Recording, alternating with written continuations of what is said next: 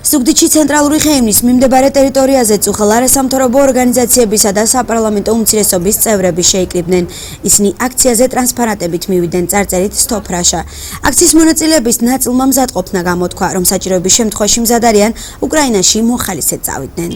Ამ აქციით კიდევ ერთხელ მხარს უჭერთ უკრაინელებს, ის რაც დღეს ხდება ყირიმში არის ძალიან ნაცნობი სცენარი, მსგავსი ოკუპაცია რუსებმა ჩვენთან უკვე განახორციელეს აფხაზეთთან და სამაჩაბლოსთან. რუსეთის ქმედება ეს არის უკრაინის ტერიტორიული სუვერენიტეტის უხეში ხელყოფა. აქციის მონაწილეებს საქართველოს პარლამენტის წევრები უმცირესობიდან როლანდ ახალაია, აკაკი მინაშვილი და ჭირა თაქთაქიშვილი შეუერთდნენ.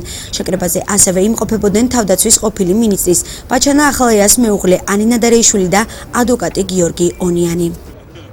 ჩვენ მხარს უჭერთ უკრაინის დამოუკიდებლობას და სუვერენიტეტს, გმოვთ ოკუპაციას რუსეთის მხრიდან უკრაინასა და მხარდაჭერას უცხადებთ უკრაინელ ხალხს.